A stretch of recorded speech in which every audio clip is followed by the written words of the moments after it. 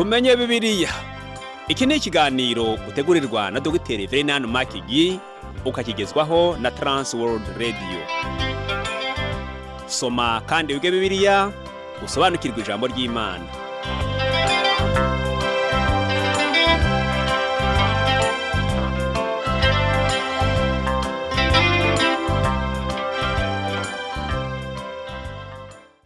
Uraho neza nshuti muvandimwe uteze amatwi ikiganiro tumenye Bibiliya.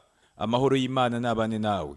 Kaze muri iki kiganiro ugezwaho nanjye Parfait Ntamvutsa. Ubushize nakubwiye ko Efeso ari itorero ryarangwaga n'umwete no kwihangana, ndetse batangiye bakunda Kristo ariko birangira batangiye gucika intege. Uyu munsi ndakubwira ubutumwa Kristo yageneye itorero ry'Isimuruna hamwe n'itorero ry'Iperugamu. Ibyo byose ariko ni mukanya nyuma ya kano karuhuko. Imana ikomeze kugirira neza nshuti yanjye.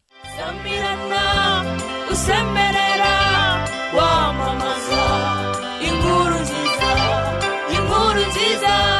ni agakiza kabonekwa muri Yesu Kristo. Inkuru nziza ni agakiza kabonekwa muri Yesu Kristo. Sambirana usemerera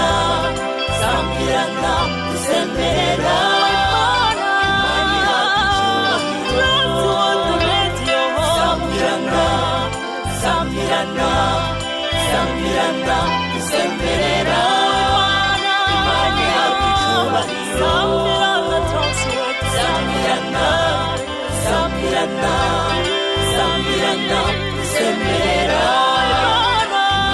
yakicyubahiro.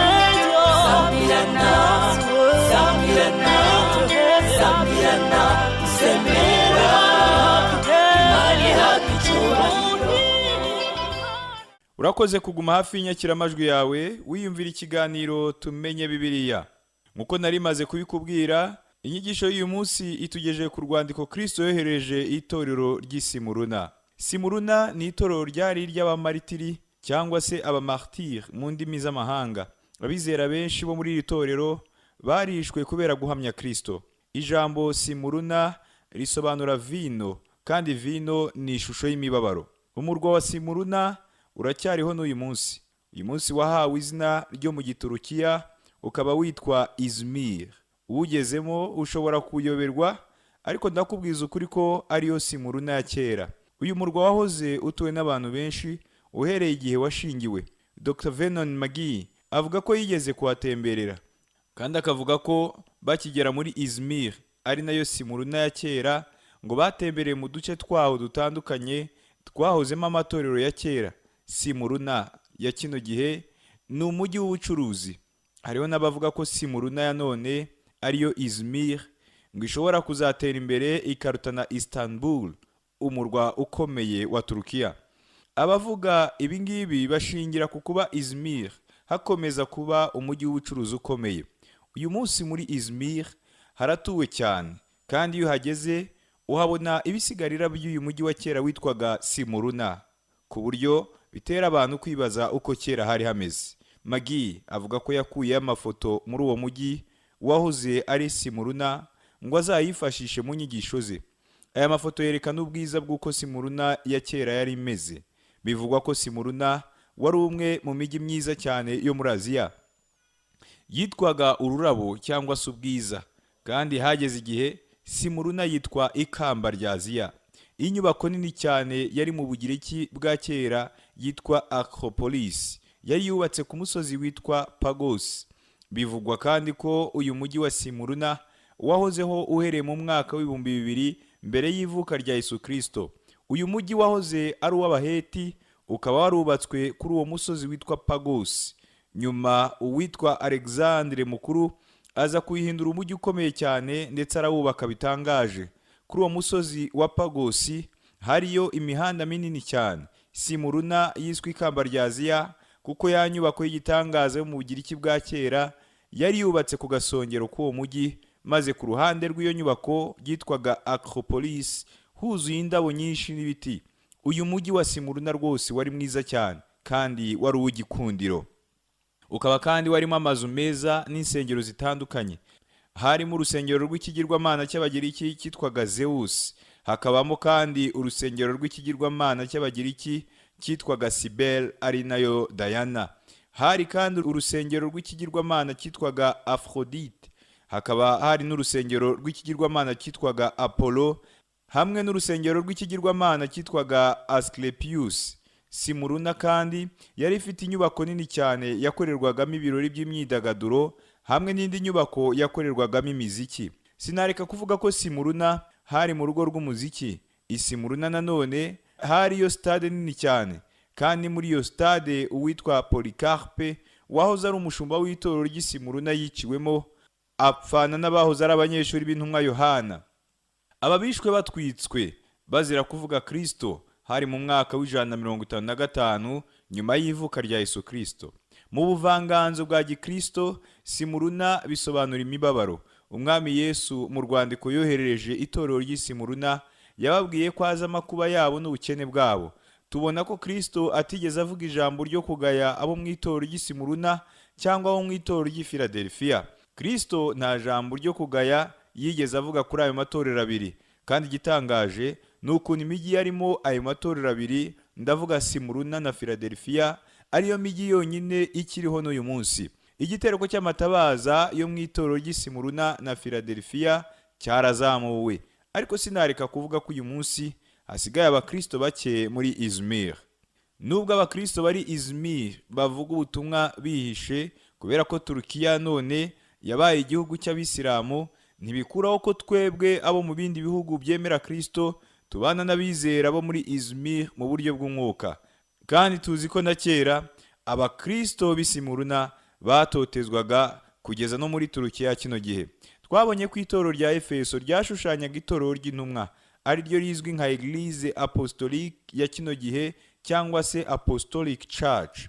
Hanyuma itorero ry'Isimuruna rigashushanya itorero ry'abahowe Imana, ari ryo Eglise des Martyrs cyangwa se Martyrs Church.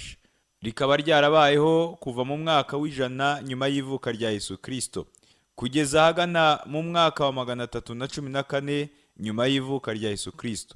Iri torero ryariho no mu gihe intumwa Yohana yapfaga, rikomeza kubaho kugeza igihe umwami Constantine yimye ingoma mu mwaka wa 313 nyuma y'ivuka rya Yesu Kristo. Uyu Constantine ni nawe wabashije guhagarika itotezwa ryakorerwaga abakristo. Ntiyarihagarikije Isimuruna gusa, ahubwo yahagarikije itotezwa ry'abakristo ryakorwaga mu bwami bwose bwa Roma. Noneho hano tubona umwami Yesu ariho abwira abizera bo mu itorero ry'Isimuruna. Kristo yababwiye ubutumwa bugufi cyane, kandi ubwo butumwa bwose bwari bukubiyemo kubashimira gusa. Ijambo ryose Kristo yabwiye itorero ry'Isimuruna kwari ukubashima. Fata Bibiliya yawe dusomere hamwe amagambo dusanga mu Byahishuwe bice 2 ku murongo wa 8. Ijambo ry'Imana riravuga ngo, wandikire marayika w'itorero ry'Isimuruna uti, uwa mbere ari we w'imperuka, uwari warapfuye none akaba ari muzima. Uyu murongo uhura n'uwo mu Byahishuwe igice cya mbere ku murongo wa 17 na 18.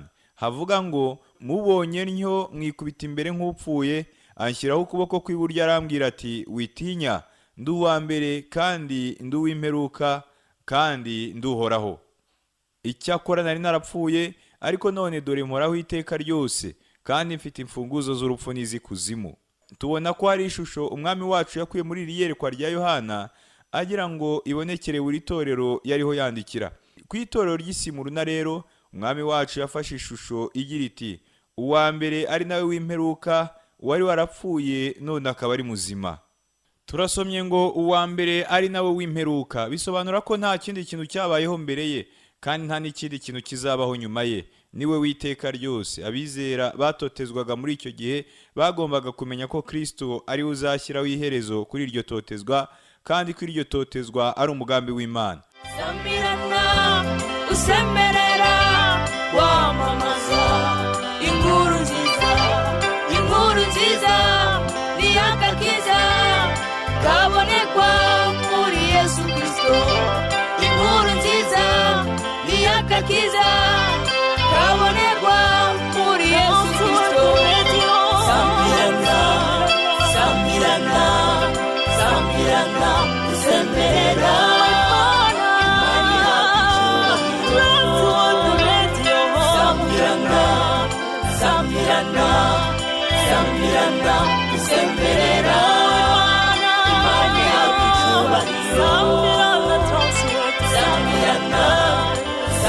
sambirana sambirana usemerera Imana ihabwa icyubahiro sambirana sambirana sambirana usemerera Imana ihabwa icyubahiro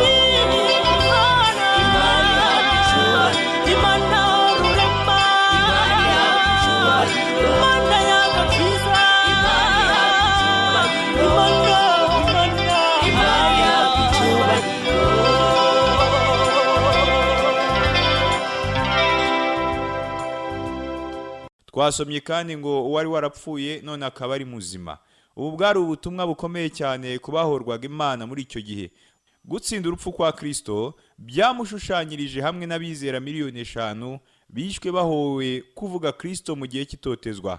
Mu gitabo cyitwa Fox Book of Martyrs niho batubwiramo iby'izo miliyoni 5 z'abizera bishwe bahowe kuvuga Kristo mu gihe cy'itotezwa. Kristo yatsinze urupfu kandi ashobora no gukiza abamwizera bose bari mu gihe nk'icyo cyo gutotezwa. Tubona kandi ko Kristo hari ibindi yakomeje kuvuga kuri iri torero ry'Isimuruna. Turasomera hamwe amagambo dusanga mu Byahishuwe ibice 2 kuva ku murongo wa 9 kugera ku murongo wa 10. Ijambo ry'Imana riravuga ngo nzamakuba yawe n'ubukene bwawe, ariko rero uri umutunzi. Nukutukwa n'abiyita Abayuda nyamara atari bo, ahubwo ari ab'isinagogi ya Satani. Nutinye ibyo ugiye kuzababazwa, dore Satani agiye gushyirisha bamwe muri mwe mu nzu y'imbohe kugira ngo mugeragezwe, kandi muzamara iminsi 10 mubabazwa. Ariko ujye ukiranuka uzageze ku gupfa, nanjye nzaguha ikamba ry'ubugingo. Hari ibintu 7 Kristo yavuze ashimira itorero ry'Isimuruna. Icya mbere ni amakuba batubwira hano ku nshuro ya mbere. Inshuti yanjye, ndagira ngo umenye neza ko amakuba batubwira hano atari amakuba akomeye azaba mu gihe kiri imbere, ahubwo ni amakuba asanzwe tunyuramo buri munsi.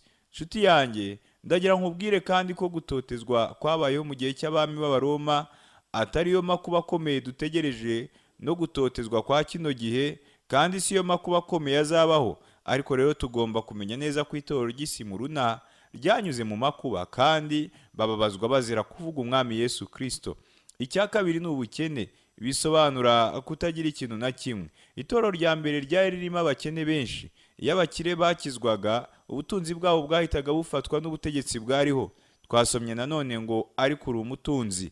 Ibi bisobanura ubutunzi bw'itorero mu buryo bw'umwuka. Abizera b'Isimuruna bari bafite imigisha yose yo mu buryo bw'umwuka. Ndagira ngo urebe utandukaniro ryariho ugereranyije n'ubutunzi bwari mu itorero ry'i Laodikiya. Ku itorero ry'i Laodikiya, Kristo yaravuze ngo uvuga ko uri umukire kandi ko utunganiwe ntacyo ukennye, utazi yuko uri umutindi wo kubabarirwa. Dr. Vernon McGee avuga ko kenshi iyo yatumirwaga mu biterane bitandukanye ngo abapastori bo muri ayo matorero yabaga yatembereyemo bakundaga kumubwira abakire n'abamiliyoneri bari mu matorero yabo.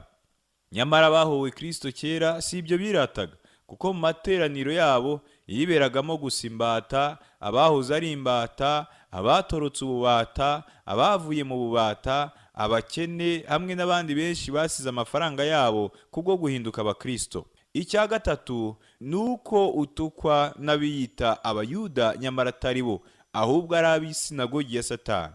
Aya magambo ashaka kutwereka neza ko abari bagize itorero ry'Isimuruna bari Abayuda haba imbere n'inyuma. Mu Baroma ibice 9 ku murongo wa 6 Paulo yavuze ko abakomotse kuri Isirayeli atari ko bose ari ab'Isirayeli. Iyobokamana niryo ryagiraga umuyuda ku umuyuda w'ukuri. Iyobokamana niryo ryarangaga umuyuda wa nyawe. Umwami Yesu yavuze ko sogokuru w'Abisirayeli yari umwaramu wari bugufi gushiraho. Aya magambo wayasoma mu Gutegeka kwa 2 ibice 26 ku murongo wa 5. Nyamara Simuruna wari umujyi w'umuco, aho Abayuda bamwe batari bakigendera ku myizerere yo mu isezerano rya kera. Ariko rero nubwo bakomezaga kuvuga ko ari Abayuda, hari hakiri ikibazo cyo kumenya niba koko ari bo, kuko ubundi umuyuda yarangwaga n'iyobokamana rye. Mu Budage abasuhuke benshi bagerageje kwigira nk'Abayuda, nyamara tubona ko ari Abayuda bake cyane bitwaraga neza nk'ubwoko bw'Imana koko. Icya kane, Imana yaravuze ngo nutinye ibyo ugiye kuzababazwa. Iyi ni inshuro ya kabiri tubona muri iki gitabo cy'Ibyahishuwe umwami Yesu atera intege abizera. Amateka tubwira ko abizera ibihumbi bicwaga bari guhimbaza Imana. icya gatanu, Kristo yaravuze ngo dore Satani agiye gushyirisha bamwe muri mwe mu nzu y'imbohe.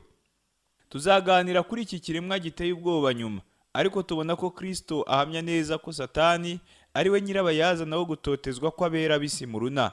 Akenshi usanga jye nawe dukunda gushinja umuntu cyangwa ibihe nk'intandaro y'akaga kari muri iyi si, nyamara tukirengagiza ko yaba umuntu cyangwa ibihe, ibyo byombi ari ibikoresho Satani akoresha ngo arimbure abera.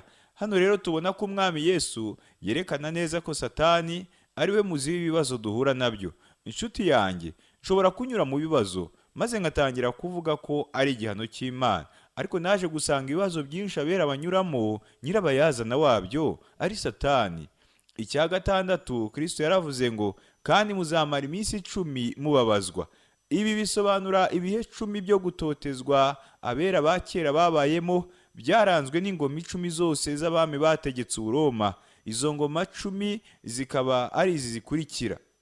Ingoma ya mbere ni y'umwami Nero wategetse kuva mu mwaka wa 64 ageza mu mwaka wa 68. Paulo akaba yarishwe kuri iyi ngoma ya Nero. Ingoma ya kabiri ni y'umwami Domitian wategetse kuva mu mwaka wa 95 kugera mu mwaka wa 96.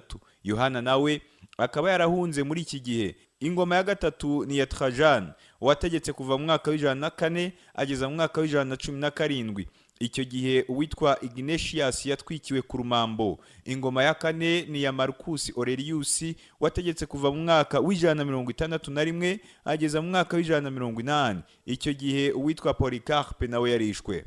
Ingoma ya gatanu ni ya Severus wategetse kuva mu mwaka wa 200 kugera mu mwaka wa 211. Ingoma ya gatandatu ni ya Maximinius wategetse kuva mu mwaka wa 235 ageza mu mwaka wa 237.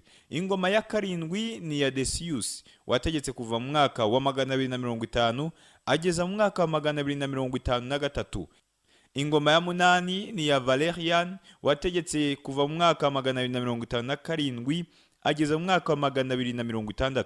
Ingoma ya cyenda ni ya Aurelian wategetse kuva mu mwaka wa 270 ageza mu mwaka wa 275. Ingoma ya nyuma ari nayo ngoma ya 10 ni ya Diocletian wategetse kuva mu mwaka wa 303 ageza mu mwaka wa 313. Uyu azwiho kuba yarabaye umwami mubi cyane wa Roma.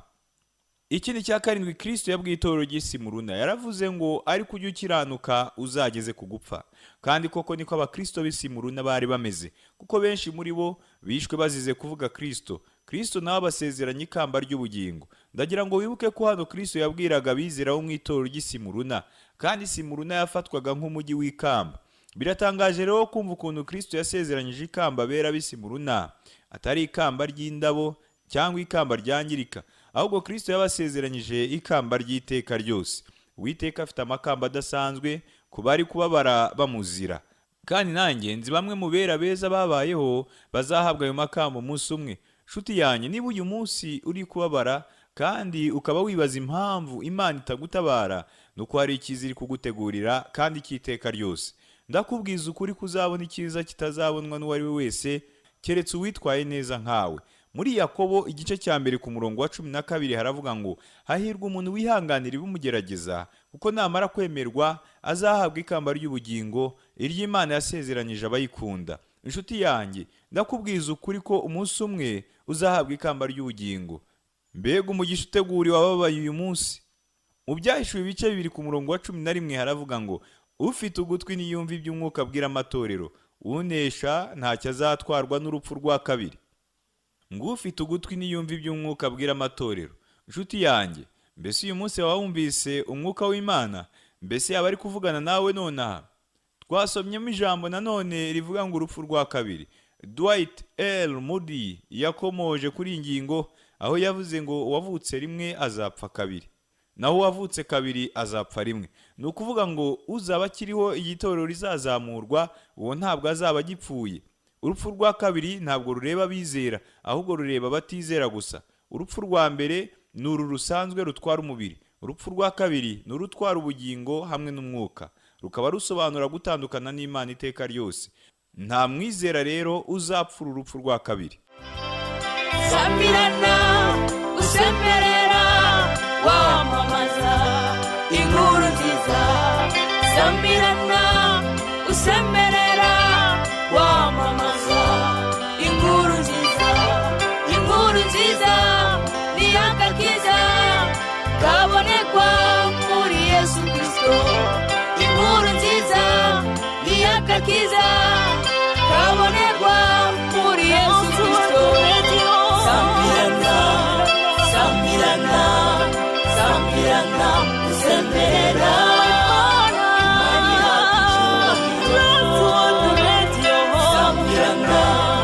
sambirana, sambirana usemerera imana yacu icyubahiro. Sambirana, sambirana, sambirana usemerera imana yacu icyubahiro.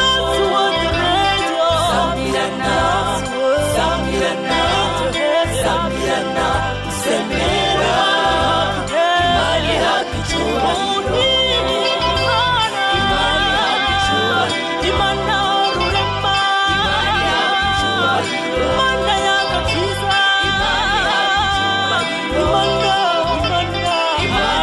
icyubahiro.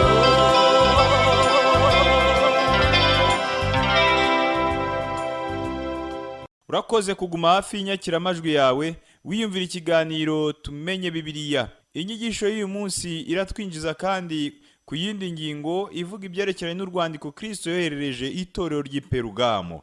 Muri Bibiliya zacu uyu murwa witwa Perugamo, ariko mu nyandiko za Giturukiya witwa Pergamum. Kandi ntekereza ko iri zina rya kabiri rya Pergamum ari ryo isobanutse. Itorero ry'i Pergamum rivuga ku mateka y'itorero uhereye mu mwaka wa 314 kugeza mu mwaka wa 590 nyuma y'ivuka rya Yesu Kristo. Iki gihe nkita igihe cy'ubupagani, kuko ari bwo isi yinjiye mu itorero igashaka kwimura Kristo muri ryo. Uru rwandiko Kristo yarwandikiyeho mu itorero ry'i Perugamo, ariko kandi rufite icyo rusobanura amateka y'itorero. Mbere ya byose reka mbanze nkubwire aho Pergamum iherereye. Twabonye ko Izmir ari agace keza cyane gakurura ba mukerarugendo, kandi muri Izmir hari ikibuga cy'indege n'amahoteli menshi. Kuva Izmir ujya mu majyepfo ahari Efeso n'urugendo rungana n'ibirometero 35, naho kuva Izmir werekeza mu majyaruguru ahari Pergamum n'urugendo rungana n'ibirometero 70. Iyi migi itatu ni ukuvuga Izmir, Efeso na Pergamum yari imigi ikomeye, kandi buri umwe wahanganaga n'undi. Simuruna cyangwa se Izmir niwo wari umujyi ukomeye mu by'ubucuruzi, Efeso ukaba wari umujyi ukomeye muri politiki, hanyuma Pergamum ukaba wari umujyi ukomeye mu by'iyobokamana. Pergamum wari umurwa mukuru kandi w'ubwami bwitwaga Pergamum. Inyubako ikomeye mu Bugiriki bwa kera yitwa Acropolis yari iherereye aho ngaho i Pergamum, kandi hejuru ku musozi iyo nyubako yari yubatseho hariyo ibisigarira by'amazu n'isengero byari bihubatse. Pergamum nawo wari umwe mu migi iteye amabengeza muri Aziya no. Sir William Ramsay niwe wavuze ko Pergamum ari umwe mu migi yari yemerewe guturwamo n'umwami. I Pergamum niho hari urusengero rwa Kaisari Augusito. Ibi rero bigatuma Pergamum iberwa no kwitwa umurwa w'umwami.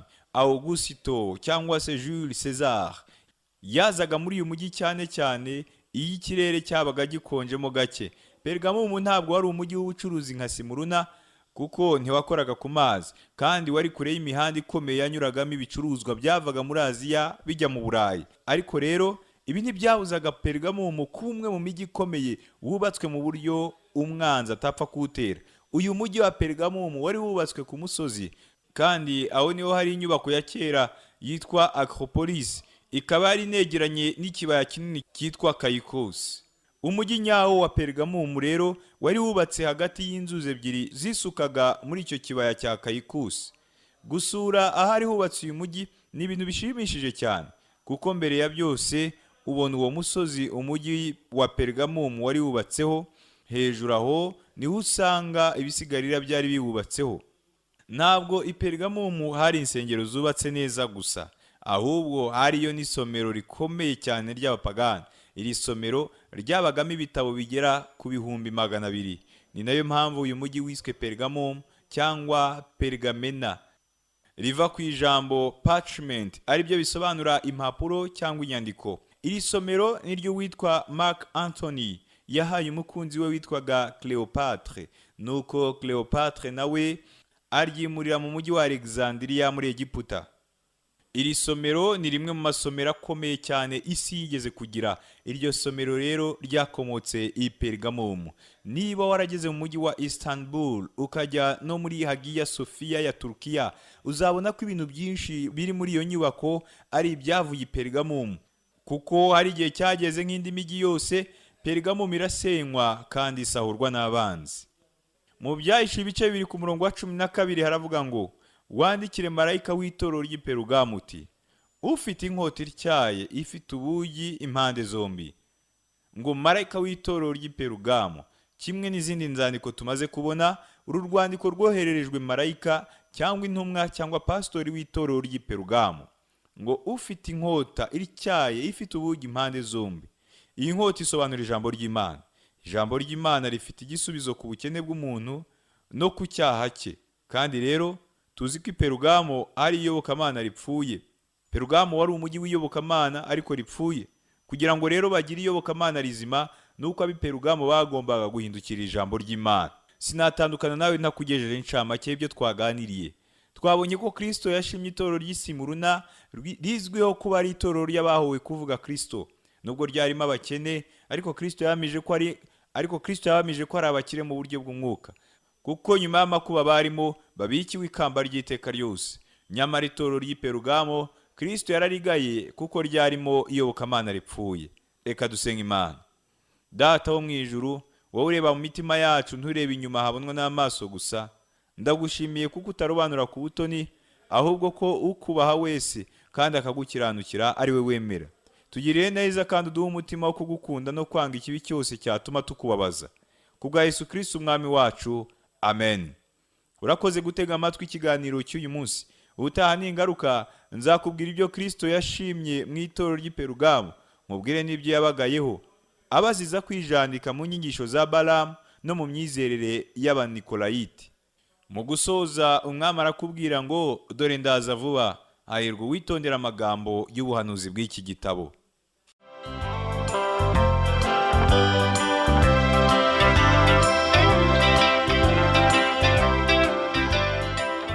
Icyo cyari ikiganiro tumenye Bibiliya.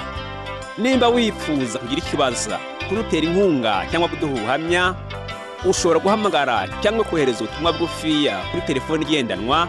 Inomero ni 07 81 27 90 18. Ushobora kandi kutwandikira kuri page yacu ya Facebook yitwa Tumenye Bibiliya, cyangwa kuri WhatsApp. Inomero ni 07 81 27 90 18. Cyangwa kuri email yitwa umucyofm@yahoo.fr. Iki kiganiro kandi ushobora kutumva ku rubuga rwacu rwa interineti ari rwo wa#tab.tawr.org. Kanda handitse ijambo ry'icyongereza rivuga ngo languages, maze uhitemo ururimi rw'Ikinyarwanda.